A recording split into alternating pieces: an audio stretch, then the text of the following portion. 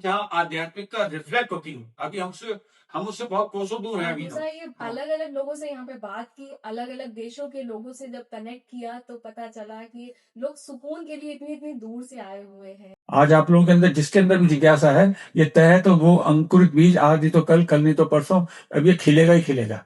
नहीं, अंकुरित तो कितने पूछे और कितने हम बयान करें, बयान नहीं हो सकता। एक चम्मच डूबे रख लीजिए, आप अपने आप जान जाएंगे कि कैसी है। विश्व भर के जितने टेररिस्ट हैं वो सब बहुत यूनाइटेड रहते हैं, राइट। जैसे एक को चाइना को वो आया, क्या बोलते हैं, एटॉमिक बॉम्ब, न्यूक्लियर बॉम्ब का, वो अगले दिन बोलते हैं ना कि वो बोलते हैं कि जो पोखरण यहाँ हुआ था, राइट, पोखरण का विस्फोट यहाँ हुआ, भारत में हुआ, पाकिस्तान में 2 हफ्ते के बाद हुआ, उन्होंने भी टेस्ट किया। वो हमारे यहाँ मजाक के साथ जोक मारते हैं कि 2 हफ्ता क्यों लेट लगा, क्योंकि मैनुअल जो चाइना से आए थे वो चाइनीज में थे, उनको ट्रांसलेट करने में 2 हफ्ता लग गया उनको। मैं ही कह रहा हूँ कि जो बुरे लोग हैं वो अपनी जो समझ है, अपनी नॉलेज है, एक दूसरे से साझा करने में बहुत आसान है उनके लिए। जो अच्छे लोग हैं वो नहीं करते हैं। तो दादी का एक आह्वान ये रहा है कि जितने, जैसे आप लोग हैं मीडिया में हैं, बाकी और गुरु लोग हैं, और जो लोग जिनके साथ बहुत सारे लोग जुड़े हैं, वो सब एकजुट होकर दुनिया को ये इसका शांति का मार्ग सिखाएं, शांति की दिशा दिखाएं, और शांति की क्रांति तभी संभव है। नासाज हो गई साहब जी, कल शाम का ध्यान भी कराने नहीं जा पाए, आज सुबह का ध्यान भी नहीं कराया, तो अब धीरे धीरे तबियत ठीक हो गई है।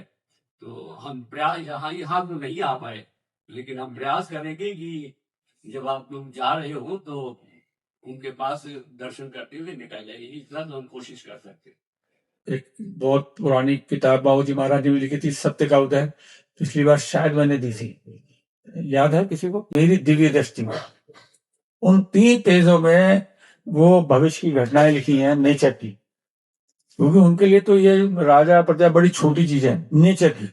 क्योंकि पूर्व राष्ट्रपति रह चुके हैं और वैश्विक स्तर पे नाम है, तो 50 वर्ष पूर्ण हुए हैं, तो एक बहुत अच्छा एक सुझाव एक यहाँ से प्रस्ताव होना चाहिए कि बाबूजी महाराज की जन्मस्थली पे जो ये मेडिटेशन हॉल से 50 वर्ष पूर्ण हुए, बाबूजी महाराज के डाक टिकट जारी हो और कुछ और ऐसा। और अभी पिछले साल बाबूजी महाराज सिक्के भी जारी किए थे सरकार, और टिकटें भी जारी की थी।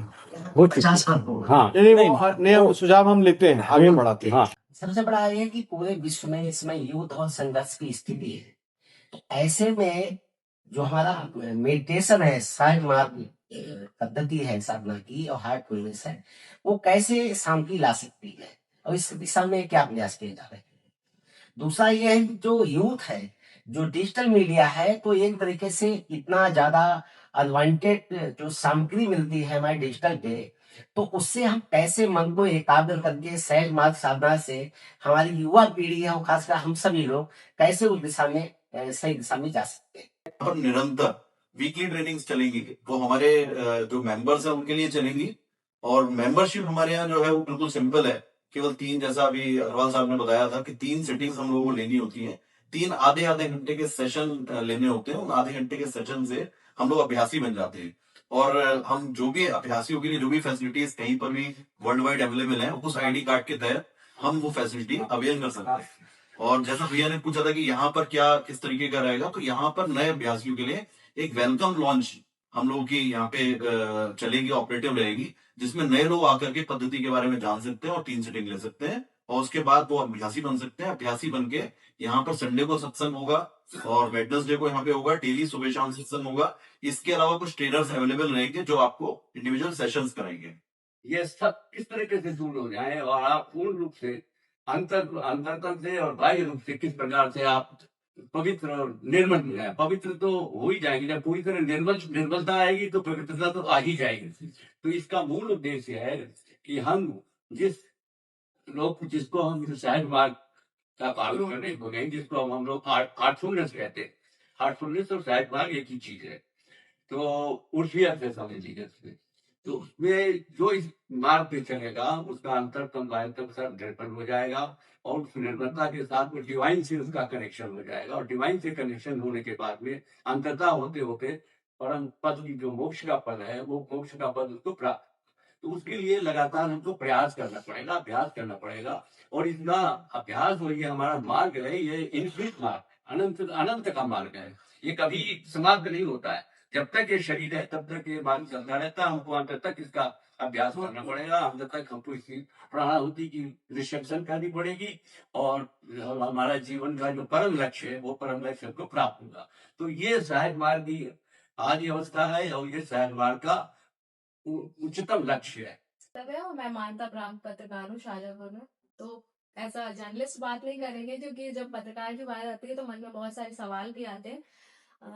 शुरुआत करते हैं कि जब शाहजहांपुर में हम लोग सड़कों पर निकलते हैं तो सड़क इतनी साफ सुथरी भी हो सकती है। ये हम लोगों ने अभी देखा कि जब हरदोई बाईपास पर आ रहे हैं तो बीच में गमले लगे हुए हैं, उसमें प्लांट्स लगे हुए हैं और सड़क दोनों तरफ बहुत साफ पड़ी हुई है।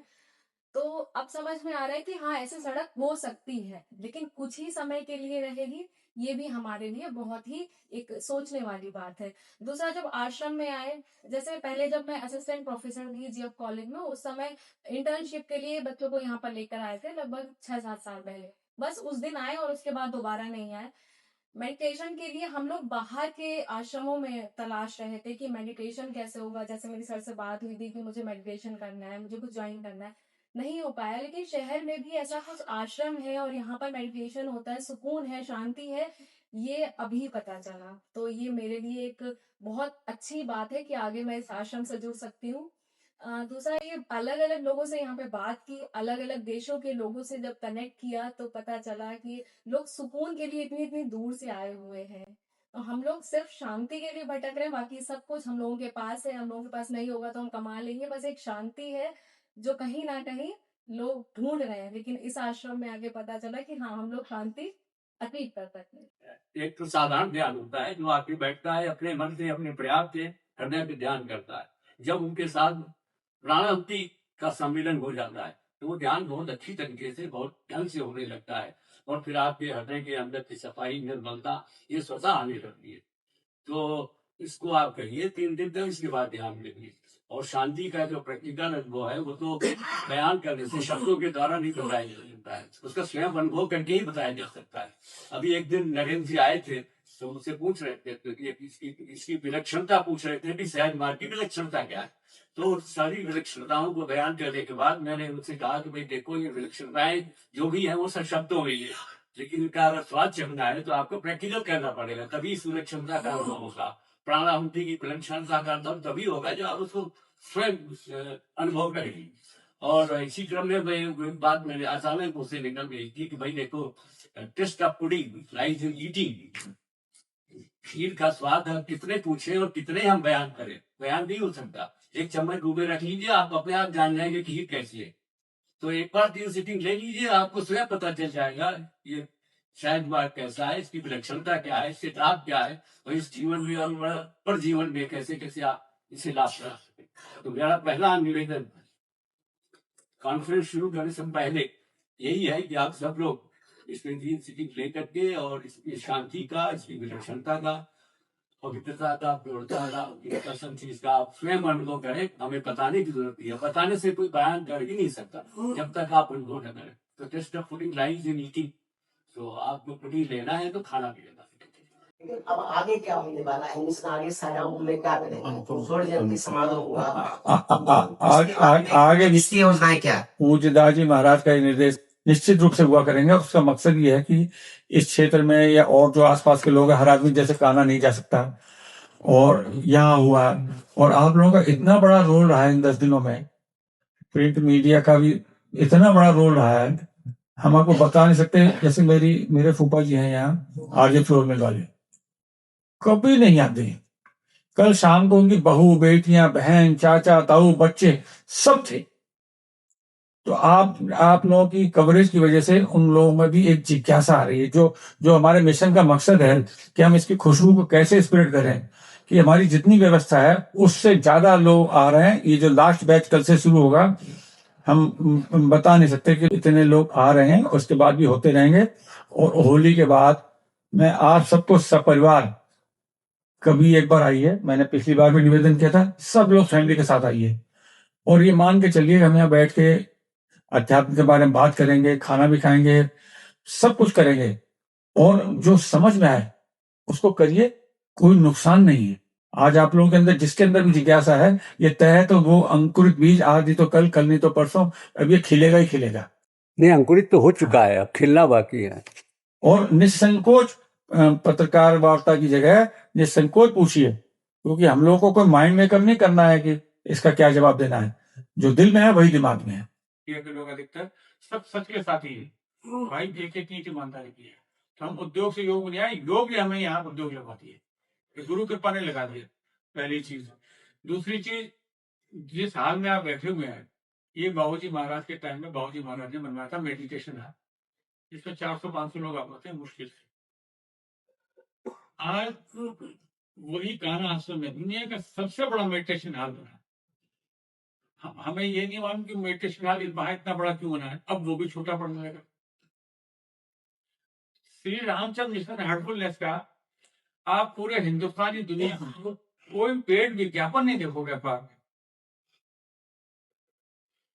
इस संस्था ने कभी पैसे दे के ये प्रचार नहीं किया कि आप आइए और लाभ उठाइए, क्योंकि संस्था का उद्देश्य एक दूसरा है कि खुशबू जो बाबूजी महाराज की है, जो कृष्ण भगवान की जो पद्धति है, राजयोग पद्धति, जिसकी लौ लाला जी महाराज ने जलाया, चारी जी महाराज ने, बाबूजी महाराज ने उसको बड़ा किया, उसमें और बड़ा किया, चारी दाजी महाराज ने उसको मशाल के रूप ले लिया कि जन जन तक हमें जागृत करना है।